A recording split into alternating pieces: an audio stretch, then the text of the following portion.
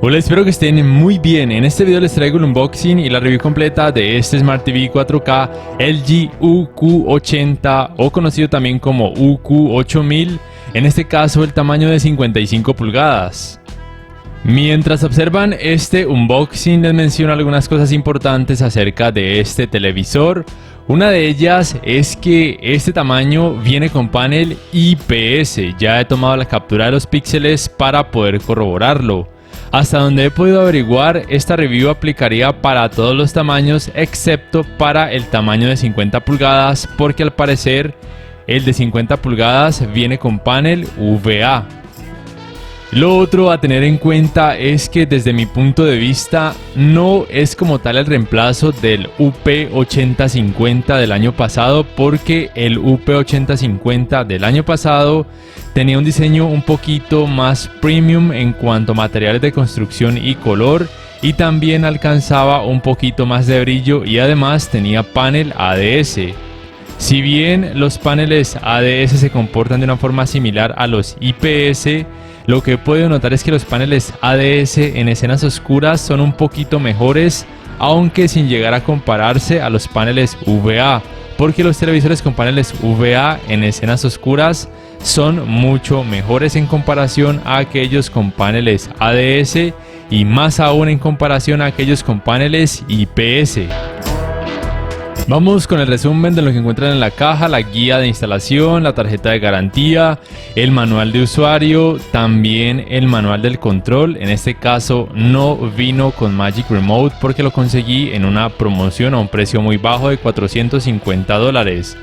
Viene con bases laterales y 4 tornillos en total, 2 por cada una de estas bases, y con estos dispositivos que sirven para un mejor manejo de los cables. Ahora más adelante les explicaré cómo adaptarlos. También por supuesto el cable de energía o cable de poder que va conectado aquí en esta parte posterior. Y como ya mencioné, el control remoto, que es un control básico con muchísimas más teclas. Probablemente personas de la vieja escuela les podría gustar mucho más por este aspecto. Eso sí, no tiene botón para micrófono, pero el televisor sí soporta comandos de voz, pero para eso deben comprar aparte el Magic Remote, o probablemente en algunas tiendas lo vendan junto con el control Magic, pero un poco más costoso. En cuanto a las entradas, en la parte posterior tenemos un puerto para el cable digital óptico, un puerto HDMI 2.0, un puerto USB 2.0, un puerto para el cable LAN para internet, y en la parte posterior lateral un puerto para la antena de aire, un puerto auxiliar, 2 puertos HDMI 2.0 y un puerto USB 2.0. La instalación de las bases laterales es muy fácil. Simplemente ubican lado A con lado A y lado B con lado B, obviamente, y se aseguran simplemente de que cuando el ganchito entre en uno de los agujeros le hacen una pequeña fuerza hacia arriba para que quede asegurado, y luego proceden a colocar los tornillos. Por supuesto, realizan el mismo paso en la otra base o pie lateral. Así los he visto desde su parte posterior. La medida de los agujeros entre ellos, tanto en horizontal como en vertical, es de 30 centímetros para aquellos que quieran instalarlo en una base de pared. Así luce visto desde uno de sus laterales. El grosor máximo aproximado de este televisor es de 5,2 centímetros y su estabilidad no está mal, como pueden notar. Tengan presente que este televisor no viene con plástico protector en pantalla. A pesar de que pareciera que tuviera uno, no se debe quitar, no forcen ese aspecto. Sus marcos tienen una medida de 0,5 centímetros, pero contando la medida del marco negro que se encuentra en pantalla, en total sería 1,1 centímetros. El diseño se parece más al del UP7750 del año pasado. Repito, el UP8050 del año pasado tenía un diseño un poquito más premium y materiales de construcción un poco mejores. En caso de que quieran, así es como deben instalar estos dispositivos para un mejor manejo de los cables. Ese sirve para que el cable de energía quede un poco más pegado al televisor en caso de que así lo quieran. Yo simplemente no lo coloco como tal porque no le veo una utilidad práctica desde mi punto de vista o para lo que lo voy a utilizar. Y el resto de dispositivos los colocan en cada uno de sus pies laterales en este caso por ejemplo para un mejor manejo de los cables de las entradas, y también esta correíta en caso de que quieran que esos cables queden más juntos entre sí. En cuanto al primer encendido, simplemente recuerden que este televisor no posee control Magic, pero le pueden adaptar uno aparte, o probablemente en algunas tiendas lo vendan junto con el control Magic, probablemente a un precio un poco más costoso. Este televisor sí reconoce redes Wi-Fi de 5 GHz, sí reconoce asistentes de voz, Google Assistant, Amazon Alexa y el asistente de voz propio de LG. Pero aquí en Colombia me he dado cuenta que el asistente de Google no lo reconoce ni en este ni en otros televisores. Ya por ejemplo algunos de ustedes se pudieron dar cuenta de eso, la review que hice del LG OLED C2. Pero sí reconocería el Amazon Alexa, porque de hecho la aplicación de Amazon Alexa aparece, y también por supuesto el asistente de voz propio de esta marca. Aquí pueden corroborar entonces el nombre del modelo UQ8000, en este caso UQ-PSB.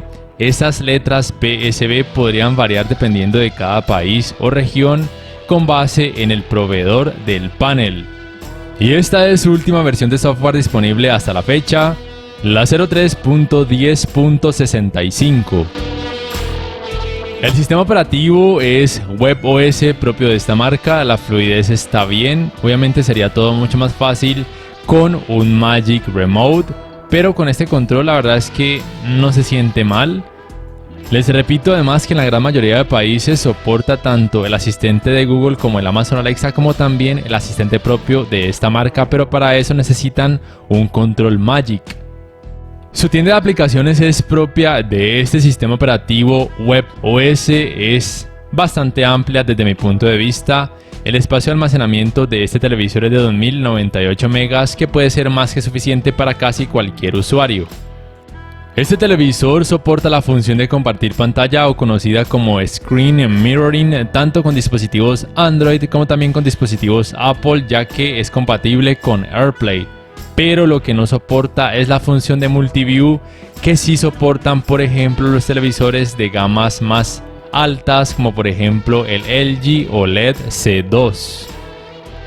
En cuanto a su navegador de internet, también es propio de este sistema operativo WebOS, pero la navegación se hace muy tediosa con este control. Si van a utilizar mucho el navegador de internet, deben comprar un control Magic, que es muy recomendado, o asegurarse de que la tienda donde lo vayan a comprar incluya ya el control Magic como tal. Este navegador de internet cuenta por supuesto con esta especie de mini picture in picture. En una pantalla pueden visualizar algo que tengan conectado a una entrada HDMI. En este caso por ejemplo tengo conectada la consola Xbox Series X, y en la otra leer algo de alguna página web. Lo que no se puede es reproducir un video de una página web y al mismo tiempo visualizar algo en una entrada HDMI. Cuando intento reproducir el video, instantáneamente cierra la otra ventana. Entonces recuerden, no es posible reproducir un video de una página web y al mismo tiempo reproducir algo de alguna entrada HDMI. En cuanto a calidad gráfica, la uniformidad de colores grises es aceptable. Sí que se puede notar algo de efecto de pantalla sucia, sobre todo en los bordes de la pantalla, sobre todo por supuesto con este fondo gris, pero por lo menos al observar contenido normal, ese efecto podría llegar a pasar desapercibido la gran mayoría del tiempo. En cuanto a representación de colores, este televisor muestra muy buenos resultados. Como un televisor que tiene panel IPS, en ese aspecto destacan sobre aquellos que tienen paneles VA. Ya en cuanto a cantidad de brillo, en rango dinámico estándar, este Smart TV puede alcanzar 298 nits, en alto rango dinámico 305 nits y con el modo juego 307 nits. En cuanto a tecnologías de alto rango dinámico, este televisor soporta HDR10, HLG y también algo que LG llama HDR10 Pro. No soporta ni HDR10 Plus ni tampoco Dolby Vision. Para estos resultados en cuanto a escalado de imagen estoy utilizando el Filmmaker Mode de este Smart TV. Si el contenido tiene 720p o una resolución más baja, se puede llegar a notar partes pixeladas que pueden ser algo molestas en algunos casos o pasar como algo tolerable en la gran mayoría de esos casos. Si el contenido tiene 1080p, el trabajo de escalado de imagen ya es mucho mejor, el contenido pareciera que tuviera un poco más de resolución, pero aún así no se va a mostrar en 4K. Si el contenido tiene 1440p, ahí sí el trabajo de escalado de imagen de este Smart TV va a asemejar mucho los resultados a un 4K nativo, y por supuesto este televisor puede reproducir contenido en 4K nativo tanto en rango dinámico estándar como en alto rango dinámico sin problemas. Simplemente recuerden que para poder reproducir contenido de alta resolución a través de aplicaciones de streaming como Netflix, YouTube, Amazon Prime, entre otras, deben tener una muy buena velocidad de descarga de internet en sus hogares, o de lo contrario, esas aplicaciones van a reducir de forma automática la resolución de ese contenido para poder mejorar su fluidez.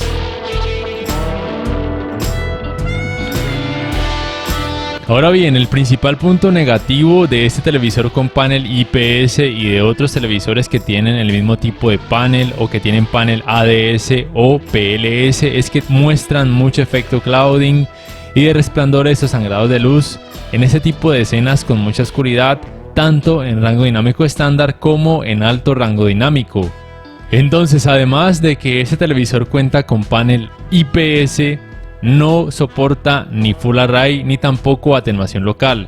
Su tecnología de retroiluminación es LED directa y su relación de contraste es de 985:1. Y si ustedes pensaban que el efecto clouding y los sangrados de luz iban a decrecer su intensidad visual si colocaban por ejemplo luces detrás de la pantalla, la verdad es que es muy poco lo que decrece en cuanto a intensidad de esos efectos. Entonces lo que yo he notado es que los televisores que tienen paneles ADS son aquellos que muestran resultados un poco mejores, o por lo menos resultados menos peores en este aspecto, tanto con condiciones de poca luminosidad o total oscuridad, como también cuando colocan tiras de luz o luces detrás de sus pantallas. Pero en este televisor que tiene panel IPS, ese aspecto de colocar luces LED detrás de la pantalla hace muy poco por intentar decrecer la intensidad de estos efectos. Para el apartado gaming hago esta prueba con la Xbox Series X. Este televisor no soporta ni Dolby Vision para gaming, ni tampoco frecuencias de actualización variables. Tampoco soporta los 120 Hz ni en 4K ni en ningún otro tipo de resolución. Y las resoluciones soportadas por este televisor son 720p, 1080p, 1440p y por supuesto 4K. Este televisor no soporta Game Bar y, como ya mencioné, ningún tipo de tecnología gaming avanzada. Pero por lo menos sus tiempos de input lag, al menos en la práctica, parecen ser buenos. Yo no tengo un dispositivo que me permita medir estos tiempos, pero de acuerdo a estos resultados que he experimentado también con base en aquellos televisores que ya he podido analizar, tal vez me atrevería a decir que los tiempos de input lag de este televisor podrían oscilar entre los 10 y 11 milisegundos aproximadamente. Como digo, en la práctica me parece que responde bien en este aspecto. En cuanto a calidad gráfica, obviamente en algunas partes todavía se puede notar algo de clouding, aunque el videojuego como tal no sea totalmente de escenas oscuras como si lo fue en el Resident Evil 7 que les mostré hace unos segundos atrás. En general responde bien en cuanto a calidad gráfica, manejo del movimiento, fluidez, colores. Lo único a tener en cuenta es que las partes que tienen mucha sombra en algunos videojuegos pueden lucir excesivamente oscuras con un poco de dificultad para notar algunos detalles. Pero por lo menos en otros videojuegos, como por ejemplo este Call of Duty Warzone, las zonas con sombra no lucen excesivamente oscuras, es decir que no van a tener problemas con este televisor en ese aspecto. Se van a notar muy bien los detalles que es algo que a muchos gamers les preocupaba, sobre todo o específicamente en este videojuego de disparos de primera persona. Entonces repito que su representación de colores me pareció que es muy buena, que es gracias principalmente a que tienen panel IPS, es una de las grandes ventajas de este tipo de paneles. Y la gran desventaja es por supuesto el rendimiento pésimo en escenas oscuras. Si bien este televisor no soporta puertos HDMI 2.1, es decir que no soporta los 120 Hz en 4K y tampoco soporta frecuencias de actualización variables, es decir que no soporta ni FreeSync ni tampoco G-Sync, obviamente va a poder funcionar con la Xbox Series X, con la PlayStation 5 o con una tarjeta gráfica de PC ultra potente, simplemente que por obvias razones con algunas limitaciones. En cuanto al tiempo de respuesta, no tengo un dispositivo que me permita medir este tiempo, pero probablemente de acuerdo a la práctica y a otros televisores también de gama baja de este año y de años pasados, podría quizás oscilar entre los 15 y 16 milisegundos aproximadamente. Recuerden que entre menor sea el tiempo de respuesta va a ser mejor porque los píxeles van a poder cambiar más rápido de un color a otro y esto mejora notablemente el manejo del movimiento y la fluidez.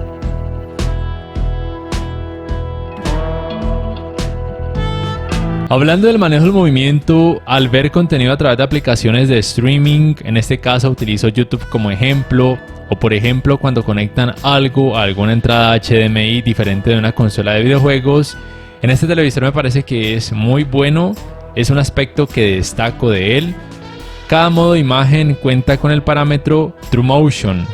Lo pueden colocar si quieren en selección de usuario y modificar el aspecto, por ejemplo, de reducción de vibración de imagen o conocido como The Jutter, de forma manual hasta que noten los resultados deseados, o simplemente pueden probar con estos modos predeterminados. A veces el movimiento suave genera muy buenos resultados en cuanto a aspecto de fluidez y los artefactos que se notan son muy poquito perceptibles y de hecho a veces ni siquiera aparecen.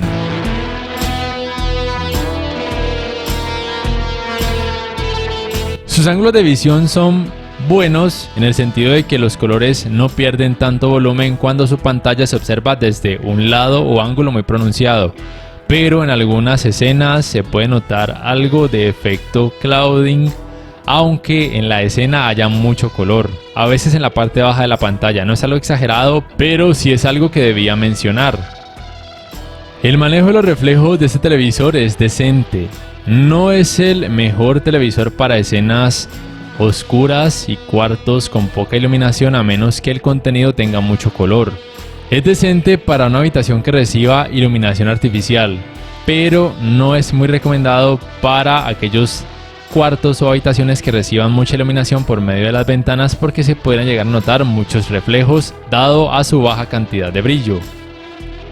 Y en cuanto al calentamiento en pantalla, luego de casi 2 horas de utilizarlo sin parar, también por supuesto con videojuegos, no está mal. Rangos de temperatura digamos que normales, pero bueno, sea como sea, no van a sentir un calor exagerado al acercarse a su pantalla, lo cual me parece que está bien.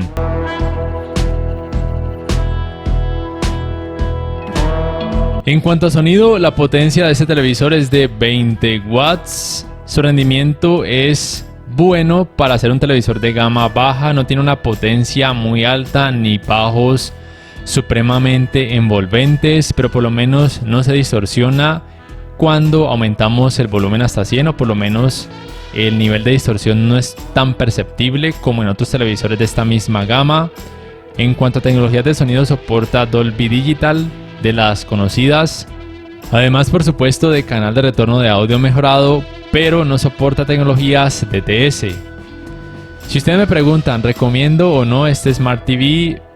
Lo recomendaría de pronto para aquellas personas que quieran un televisor LG de este año y que siempre lo vayan a ver en habitaciones con iluminación o las escenas sean siempre con mucho color, porque ya se dieron cuenta que el efecto clouding es increíblemente notorio y molesto. En cuanto a colores, me parece que responde muy bien, gracias a que tiene panel IPS, eso no se puede negar. El aspecto negativo principal es ese, pésimo rendimiento en escenas oscuras.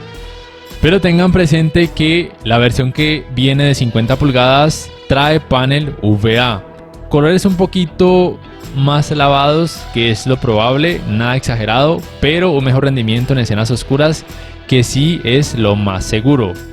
Entonces, este UQ8000 con panel IPS puede tener ventajas para algunas personas, buenos colores principalmente, y cantidad de brillo digamos que aceptable para una persona que no sea exigente o que siempre lo vaya a utilizar en un cuarto oscuro con contenido que tenga mucho color.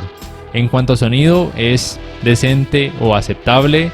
Eso sí, les recomiendo que si van a utilizar mucho el navegador de internet, consigan una versión que venga con el Magic Remote incluido. No sé ustedes qué piensan al respecto acerca de este televisor, ¿lo comprarían sí o no y por qué? Déjenmelo por favor saber en la caja de comentarios. Si este video les ha gustado, les invito a que por favor le den clic al botón like, que además se suscriban a mi canal si aún no lo hacen, que si pueden adquieran una membresía del canal para que accedan a beneficios extra y además de esa forma me apoyarían, y que activen la campanita de notificaciones para que puedan saber al instante cada vez que subo un nuevo video. No siendo más, me despido, nos vemos en la próxima y les invito para que puedan juzgar el rendimiento del sistema de sonido de este televisor. The swarm brought ruin to our world. Our proud people became refugees. And yet, they could not shatter our unity.